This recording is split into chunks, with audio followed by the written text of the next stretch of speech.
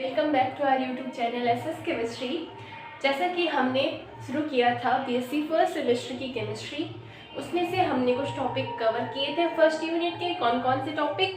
हमने resonance, resonating energy and forward charge, ये हमने कवर किए हैं पहले 2 लेक्चर्स में। वो मैंने आपको सारे लेक्चर्स जो है, रेजोनेंस का भी जो पहला लेक्चर है आपको मैंने 2 पार्ट में दिया है, part 1 part 2। And formal charge का भी आपका लेक्चर 2 जो है वो भी पार्ट 1 एंड पार्ट 2 में। जो आप हाइड्रोजन बॉन्ड देख रहे हैं, आज का हमारा टॉपिक क्या है? Hydrogen bond, hydrogen bonding.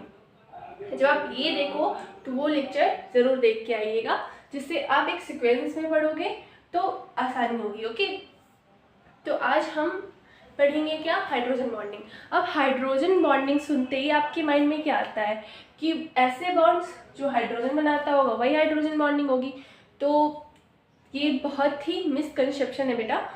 सारे जो बॉन्ड्स आपके हाइड्रोजन बनाता है वो हाइड्रोजन बॉन्डिंग नहीं होती है। हाइड्रोजन बॉन्डिंग जो होती है एक वीक केमिकल फोर्स होता है।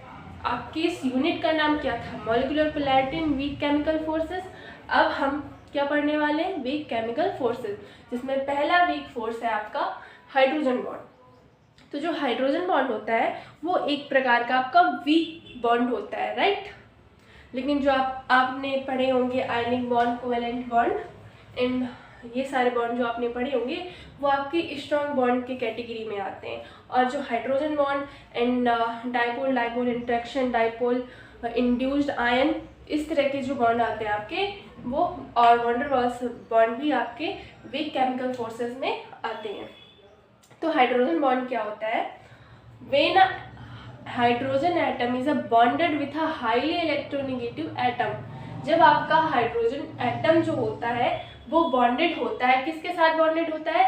किसी हाईली इलेक्ट्रोनेगेटिव एटम के साथ, मतलब किसी बहुत अधिक विद्युत ऋणात्मक तत्व के साथ अटैच होता है। किस बॉन्ड के थ्रू अटैच होता है? जो हाइड्रोजन एटम आपका किसी इलेक्ट्रॉन से अटैच होता है वो बॉन्ड आपका कोवेलेंट बॉन्ड होता है। ये जो आपका हाइड्रोजन फ्लोरीन से अटैच है, ये इनके बीच का जो बॉन्ड है ये कोवेलेंट बॉन्ड है, ना कि हाइड्रोजन बॉन्ड। कौन सा बॉन्ड है ये? Covalent bond. तो इलेक्ट्रोनेगेटिव में डिफरेंस के कारण बॉन्ड पोलर हो जाता है। इस प्रकार के 2 पोलर बॉन्ड्स के बीच उपस्थित फोर्स ऑफ अट्रैक्शन को हम क्या कहते हैं? Hydrogen bonding. समझ में आया? देखिए मैं समझाती हूँ आपको। जैसे ये आपका हाइड्रोजन फ्लोराइड का एक मॉलिक्यूल है, ओके।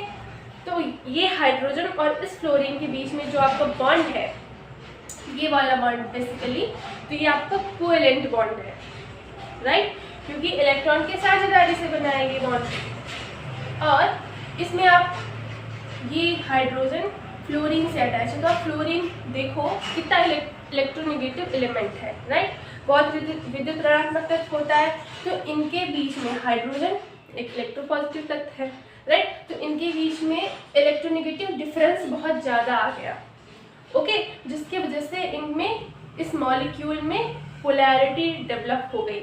ऐसे समझिए जैसे ये आपका मॉलिक्यूल है, इस तरफ आपका हाइड्रोजन है और इस तरफ आपका फ्लोरीन है, इसमें पोलैरिटी डेवलप हुई।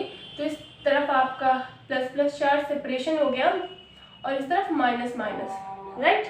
तो जिसकी वजह से इन पे चार्ज सेपरेशन की वजह से हाइड्रोजन पर आपका डेल्टा पॉजिटिव चार्ज आया और फ्लोरीन पर आपका डेल्टा नेगेटिव। ये पोलैरिटी डेवलप हुई। यही जो पोलैरिटी डेवलप हुई, ऐसी ही पोलैरिटी डेवलप दूसरे मॉलिक्यूल से जब ये फ्लोरीन अटैच होगा, तब उनके बीच में जो बॉन्ड बनेगा उस बॉन्ड को हम हाइड्रोजन बॉन्ड कहेंगे। जैसे आपका ये दूसरा HF मॉलिक्यूल है और ये आपका तीसरा HF मॉलिक्यूल है, इनके बीच में भी पोलैरिटी डेवलप हुई। तो इस पर भी प्लस चार्ज आया और इस पर भी पार्शियल नेगेटिव चार्ज आया, इस पर भी पार्शियल पॉजिटिव चार्ज आया और इस पर भी पार्शियल नेगेटिव चार्ज आया, ओके।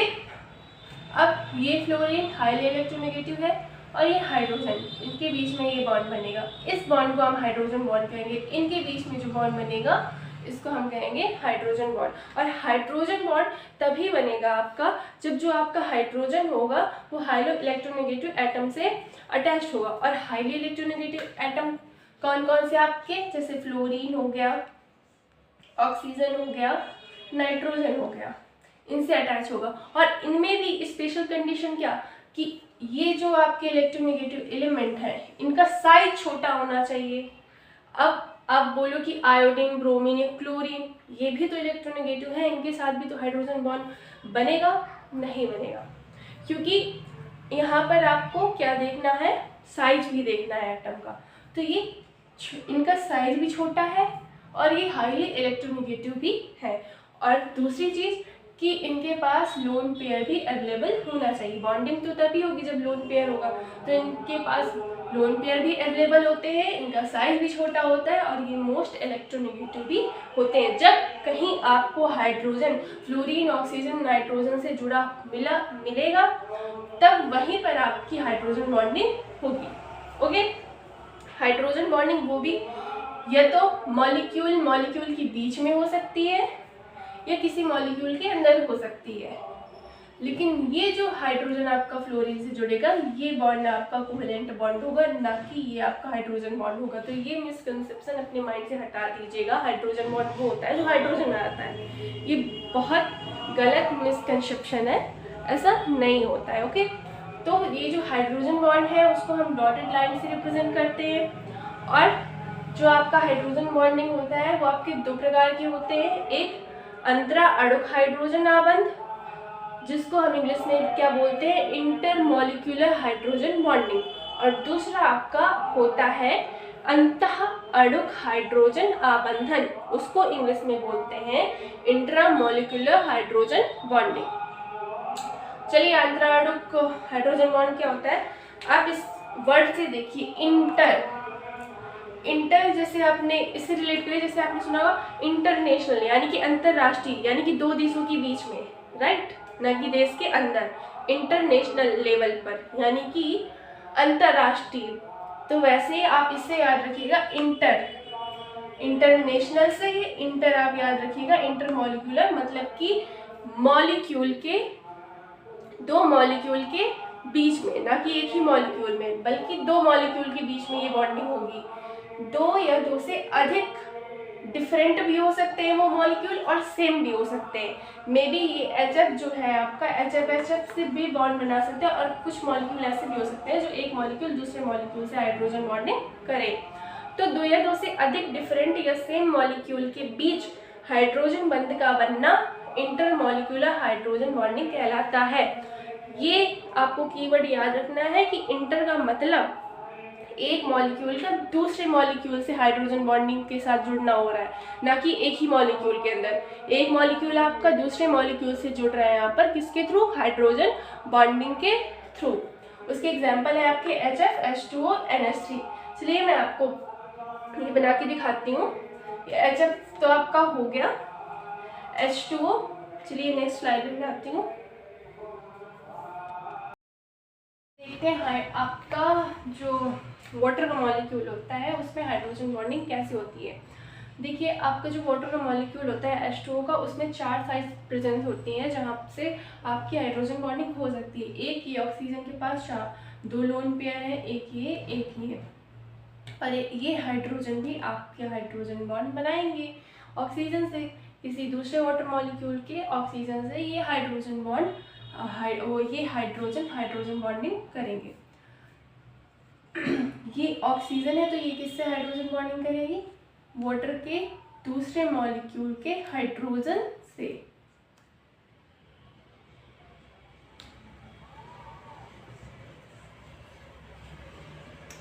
कुछ ऐसे। अब ये फर्दर ये यहाँ पे लाइन आपकी बढ़ती जाएगी, यहाँ पर दूसरा मॉलिक्यूल आकर जुड़ेगा, यहाँ पर ऐसे जुड़ता रहेगा। ऐसे यहाँ पे हाइड्रोजन बॉन्डिंग होगी वाटर के दूसरे मॉलिक्यूल के हाइड्रोजन से। ओके, और ये किससे जुड़ेगा, ऑक्सीजन से, वाटर के दूसरे किसी मॉलिक्यूल के ऑक्सीजन से।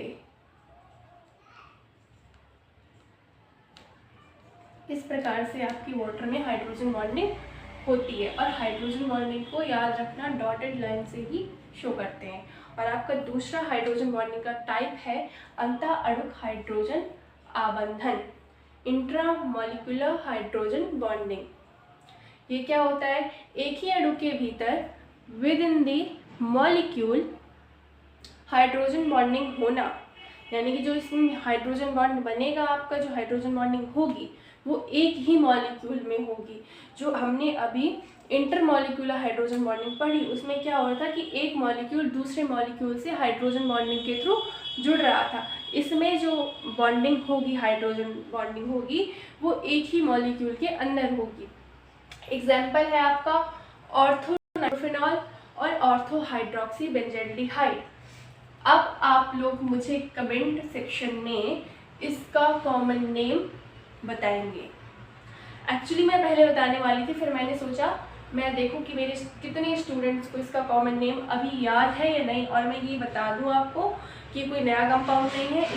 इसको आपने क्लास 12 में ऑर्गेनिक केमिस्ट्री में ये कंपाउंड आपने रिएक्शन के थ्रू बनाया है, तो आप मुझे इसका कॉमन नेम बताइएगा।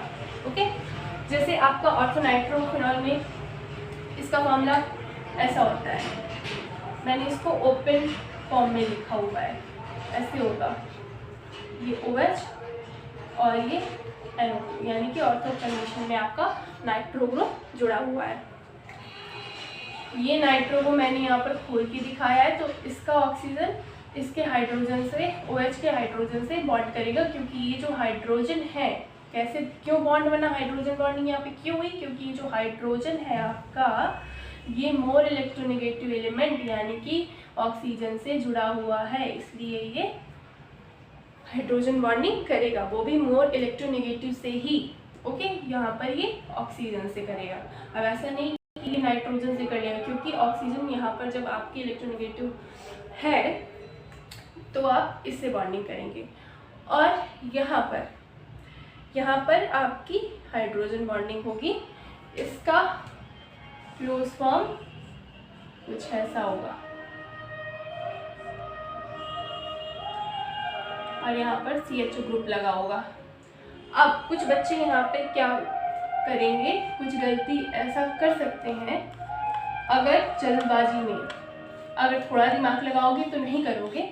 कुछ बच्चे यहाँ पे गलती कर सकते हैं कि ये जो ऑक्सीजन है इसके यहाँ पर हाइड्रोजन लगाते, ओके,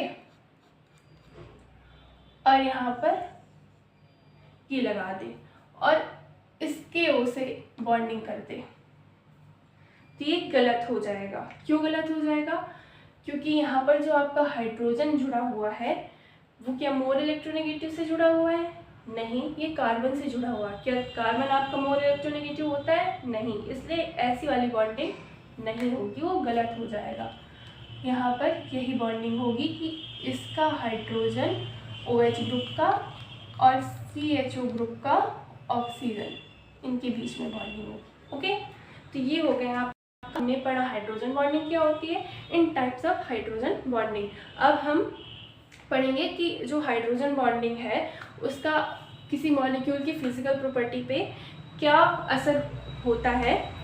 लाइक जैसे जो वाटर की डेंसिटी होती है वो ज़्यादा होती है as compare to ice.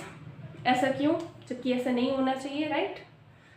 Ice की डेंसिटी ज़्यादा होनी चाहिए ना, लेकिन ऐसा नहीं होता है। और कुछ आपने देखा होगा कार्बोक्सिलिक अम्ल के जो कंपाउंड्स होते हैं उनके मॉलिक्यूलर मास में डिफरेंस आता है। क्यों? क्योंकि वो डाइमर बना लेते हैं। डाइमर कैसे? हाइड्रोजन बॉन्डिंग के थ्रू वो डाइमर बना लेते हैं। तो ये प्रॉपर्टीज़ हम अब नेक्स्ट पार्ट में देखेंगे।